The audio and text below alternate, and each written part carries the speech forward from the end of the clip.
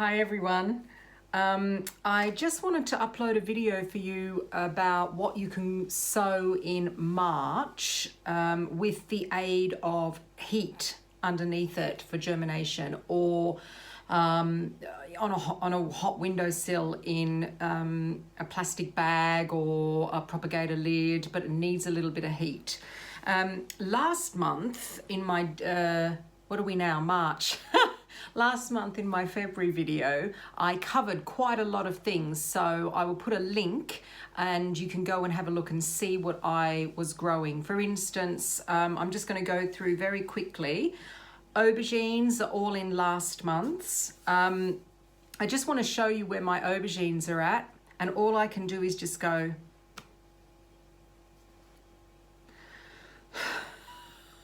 because they're not really at. This is the best looking aubergine I have.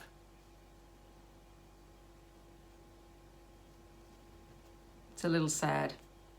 And this is the Bangladeshi round one that I actually wasn't even going to grow this year. But, oh, it's such a great aubergine. So I threw a few seeds in and it's grown really well. So what I've had to do is, when I first planted these aubergines, I did them in cells like this. Okay, I did them in cells like that. And what I have realized is that when you try and prick them out when they're small, the root disturbance, they hate it, absolutely hate it. So, well, mine do anyhow. I don't know about anybody else's. So what I've done is I have re-sown them, all my aubergines again, into my Jiffy pellets, and they have all come up. Most of them have come up. So hopefully, fingers crossed, I'm able to then pot those on into proper compost, into small pots, and we should be fine. We'll be away. So I didn't get as early start as I wanted to on my aubergines, but hey, what can you do? That's gardening. The other thing is tomatoes. Now, tomatoes are doing really well, but like I've said before, tomatoes you can't kill. Really, I mean, it's very, very difficult too. So the tomatoes are doing well. Most of them are already potted on, and they're upstairs in my dining room and the south facing window. I've got a few still down here, a few small ones. This is Blue Beauty down here. They're doing really well. Okay, thank you, tomatoes. Good Lord. Okay, what's next? Chilies and sweet peppers. The sweet peppers I put in, and that, again, I had problems with those. So they've all gone into the Jiffy pellets and they're just starting to come up. The chilies, not too bad, actually. This is a nice one coming here. This is the fish. So they're okay, the chilies. So they're everything. And actually you can, a lot of people don't start their tomatoes until now, and germinate them now. I mean, I've put them in earlier because I just want to put them in earlier and get going. I'm impatient. I'm an impatient person. And chilies as well. Chilies need kind of a long growing season, especially the really hot ones. They need a long growing season. And as for aubergines, I'll catch up. Definitely will catch up. So that's those three. The other thing was basil. I haven't really pushed the basil, to tell you the truth. I've got a few in Jiffy pellets upstairs, but I'm not really pushing those. They're sitting there and I've got them a little bit of heat underneath, so I'm just, you know, it's fine. They can just wait at the moment. I will maybe push them towards the end of the month, the basil, but at the moment I don't have room in my propagators really to throw basil in. I mean, I could put a cover up. Maybe I'll put a cover over them and they'll grow. Maybe. They should be fine.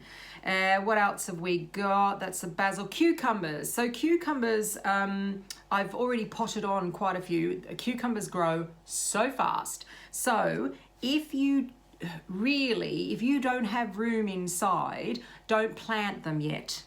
Don't sow them yet. Wait. You've got plenty of time for cucumbers. But I like sowing everything early, as I mentioned. And this is the Chicago pickling. Looky, looky. Yay! They have come, in the Jiffy pellets, they just shot up really, really fast. And actually, while they were on hold in my cells, because I put the Jiffy pellets in the cells, they were already germinating before they even went on heat. So really, you can do those just on a warm windowsill, no problem. I have a few more varieties of cucumber, as I mentioned last month, that have come. So they are the crystal apple. I will put a picture of that up on the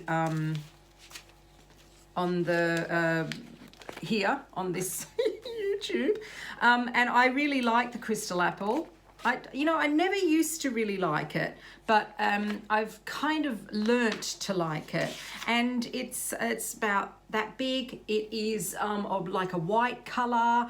The only thing is you don't let them get too big, otherwise they get quite watery. So that's those. Let me just look at my seeds here. What else I got? Oh, I got this one here, which is called Beit Alpha. BEIT Alpha.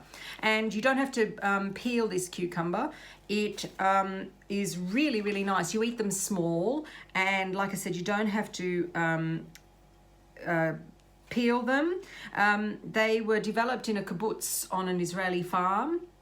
Yeah, they're becoming very, very popular, these ones. So that's in. What else have we got? Oh, we've got I'm trying this Puna Kira. It's also called Sikkim cucumber, and it is very odd looking, the skin. I'll put a picture. It has this kind of crackly looking skin, but it's meant to be very nice as well, very interesting. You can also cook with it, which I like the sound of. So that was that one. Then I've got the white one, the little miniature white ones as well. So that's good. That's my cucumbers for this year. And if you want to know what other variety cucumbers I'm growing, go to my other video, because they're all on there. Right, let's get an elastic band around my... Right, cucumbers. Lemongrass hasn't come up yet because I haven't bothered doing anything with it and put it on heat. It's just really just sitting there in a pot. What I have a tendency to do is I sow the seed, I leave it in the pot, and then when I've got room anywhere, I then water it and then put it on windowsills or in the propagator, etc. So, and then it can go. Otherwise, I don't have room. So I've got quite a lot here that is just sitting around waiting. Right, so this month, what we can start sowing is, let's hope, the first thing is Borlotto beans. Okay, they are a climbing bean, and they're the ones that, I'll show you this is one particular variety of like Borlotto bean, this. So they always have that kind of reddy, pinky, speckly stripe to it. Now, they need a long growing season. So I start them now, and I get them in the ground as soon as possible. And last year, I put them in the ground so early because we had such an amazing spring last year. So I go and put these Borlotto beans in, and it was the lingua di fuoco bean. And then we had storms. We had snow, a little bit of snow. We had major frosts. So those poor things, I had them on like of canes, and I was wrapping them up in fleece and bubble wrap and thinking that's it, they're gone. When I took it all off, they looked really sad and sorry. But I must say, the end of this season, I had the most amazing crop. So those poor things, I'm not going to do it to them this year. Be careful with your beans, with putting them in the garden. Especially French climbing beans. They're very, very, very particular. Yeah, so they worked, and that I had the most amazing. The cane structures I had them on were just kind of tipping backwards. They were absolutely full. So I'm doing that one again, the lingua di fuoco, and then I'm going to do this one here, which is called dragon tongue. It's a Dutch heirloom variety, this one, and it has it's got a very nice flavor. Again, you shell the beans, you don't eat them. Well, I suppose you could try and eat them when they're small, but I like to have the beans. That's, for me, great. I'm also thinking about starting off some dwarf French beans. I'm so happy that I got the allotment this year, because it means that the rest of the garden can be beans, because that's another thing we can't keep up with. I love beans, and I'm talking French beans. I don't like runner beans very much. So what am I going to grow this month? I'm not going to grow a coloured one, because they have a tendency to be a little bit more temperamental. So I'm going to do a green, and I'm thinking I might try the Cupidon. Now this is the real seeds change their packets, and they used to be like this, and I've kept this packet. I've kept this because I put the seed in there when I grow it. Now this is a really thin green French bean, and very pointy at the end. I'm going to put a few of these in this month. Wish me luck. And let's see how long I can keep them before I then have to plan them out. Because I normally do all my beans, well, especially the dwarf, in about April. And then sometimes I actually direct sow as well. So what I'll do is I'll put in a plant that I've grown in a cell, and then I direct sow next to it, a little bit like what I've done with my broad beans. So I'm going to try that, actually. Yeah. All right, let's try it. I've got quite a few seeds, and if they go, they go. But beans, oh, they're really hard because they hate the cold, and they hate the cold and wet. Really hate it. So once they're established, they kind of get going and everything's fine. But they really don't like it. I will go and get my next lot of stuff. Another thing that you can start growing this month is courgettes, or zucchinis, if you want to call them that. So I'm going to put a few in. I'm going to do the kind of tougher ones first, that can kind of last a little bit. And see, because I can just put everything in the house, I don't have dogs or children, I can just put them anywhere on the floor. So I'm going to try doing courgettes early this year. The ones that I am going to sow definitely is Black Beauty. It's a diehard. If you want a really good courgette or zucchini, go for this one. The rest of them can be a little bit pretty and not great tasting, but this is great tasting. The fruits stay nice and firm. They don't ever get squashy. It's a great one. So that's going to go in first this month. The next one that I grew this last year, and it was surprisingly tasty. And it's called Early Prolific Straight Neck Summer Squash. It is yellow, and it's a little bit warty looking. I'll put a picture up so that you can have a look. And I got this from Real Seeds. Now I have 4 seeds left. A couple of them feel a bit weird, but I will plant all of those. They'll go in. And like I said, it was very nice. I did a really nice kind of bake with it last summer into autumn. It was very nice. I've only got 1 seed of this left, and that's definitely going to go in. And this is called Patterson Blanc. It's a patty pan squash, so it's the little round ones. I'll put a picture of this as well. I had 2 of these. Did I have 2?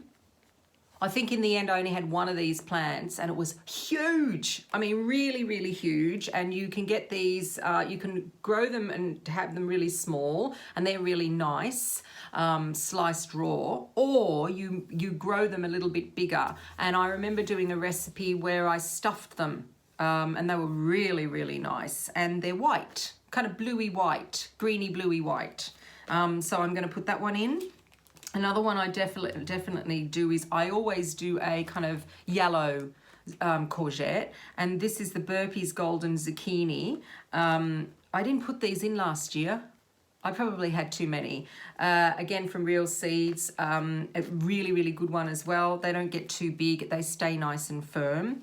And last year I didn't get to do this, but I'm going to do it this year. I'm going to put in a tromboncino, which is those massive, well, they're squash, I suppose, that get really, really big and round, and that'll go over on the allotment. So those are going to go in. Like I said, this month I'm definitely going to be planting Black Beauty. Oh, another one that's quite good too, which is quite a heavy cropper, is just normal zucchini. That's a really good one too. If you're looking for, I mean, if you're looking for stuff that will crop really well, doesn't get too big too fast, won't kind of turn into what my father used to call zucchinis, which is like marrows. They're really good to do. So that's the courgettes. So did anyone grow sow peas last month? I did, and funnily enough, I didn't add them on my what to sow in March without the aid of heat. Actually, I did. I think I did mention them. That's the other video I've got. I'll put a link up for that. But I didn't need to put any heat underneath my peas. What I did was I kept them very, very dry. And once they started coming up through the soil, I then started watering a little bit more. So I've got 2 varieties in at the moment. The first one was the Kelvedon Wonder, which is the one that I said is fantastic pea. And the second one was Oscar. That was the next pea. The next one I'm going to put in is, where's my peas? Kelvedon Wonder, Oscar is Little Marvel. That's the next one going in. Let me just put these back here so they don't get all mixed up. Yes, Little Marvel. This is the next one that's going to go in. It's very compact, so it's a dwarf. It's very vigorous. It's very sweet. That's the next one to go. Sometimes people put their seeds, they soak them overnight. They say that's better for germination. So if you're not getting germination by normal means, by just putting them in soil, maybe try soaking them overnight. I don't even do that with sweet peas. I'm normally okay with things like peas and beans and stuff like that. The other thing I'm going to start this month is I'm putting in the sugar snap peas as well. There's a couple of varieties that I really, really like. This one is my favorite. It is called Sugar Snap Ann. That's a really, really good one.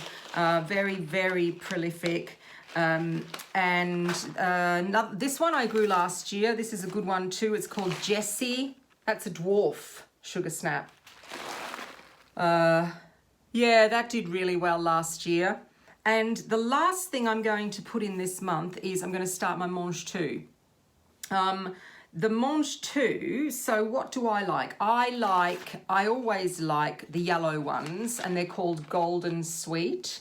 They always go in. And last year, I put in this mix. Yeah, it was this one. So you've got Golden Sweet, Shiraz, and Oregon Sugar.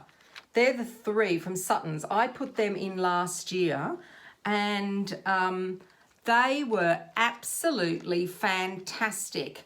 The Shiraz, the darker ones, were not as prolific as the yellow and the green. They were fantastic, but they get very, very tall. So if you are going to do Mangetout, just remember that you need to put some kind of netting or something that they can grow up, because they do get very, very tall. So those are the ones I've got more different varieties, but I'll show you next month when I sow them. So that's what I'm going to put in this month. And again, what do? I just get cells, you know, your modules like this, and I stick 1 or 2 peas in, usually 2 in that size, 2 peas in. If you've got bigger cells, then you can put 3 peas in, take them out, put them straight in the garden. All of these dwarfed varieties, which is also the wrinkled pea, they're quite tough for this time of year. Of course, if we're going to have a heavy frost, you'll have to cover them with something like fleece or a sheet or something, but they're pretty good. They do really, really well. Okay, so that's kind of the main things that I'm going to be growing this month with the aid of heat. Some people have started off things like squash and also corn. I'm going to leave that, I think, until next month. If I do sow the corn, it will be right at the end of the month, actually. But at the moment, I'm just going to leave it because last year I sowed my corn quite late and I got a really, really good crop. And squash, because they grow so fast, I will start them. I might start them at the end of the month. If not, that will be right at the beginning of April as well. But I will keep you up to date. If I do, I'll do another video and keep you up to date. For the moment, I'm just leaving it. There's just a few last things that I want to show you that are a little bit unusual that I am going to sow this month. The first thing is I am going to start sowing melons. I've got this Chanteray, which is a very popular melon.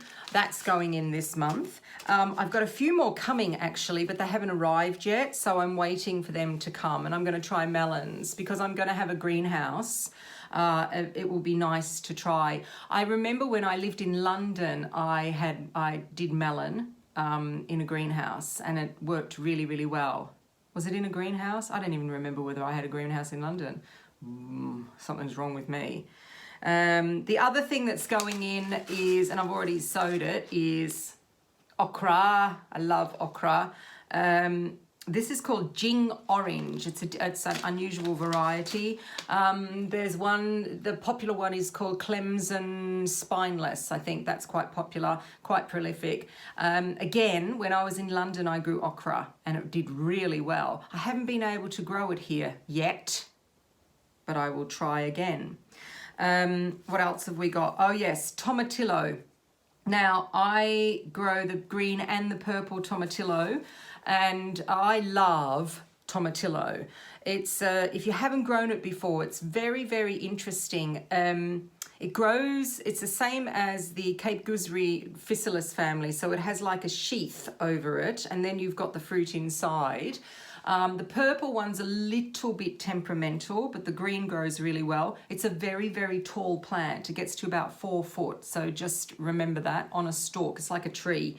It tastes unusual, but I make a lot of salsa with it. And it's very, I love it.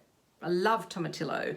I think I did something. If you want to have a look at these recipes, I am uploading them on my website at the moment very slowly, but they are on my Instagram account.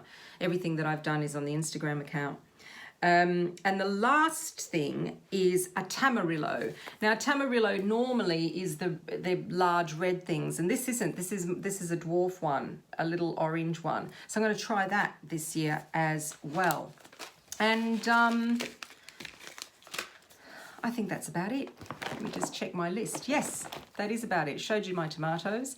So good luck, everybody, with your sowing. And if you get beautiful days, just put stuff on the windowsill. You can put a little kind of plastic lid over the top just to create a little bit of humidity in there for the stuff, and it will romp away.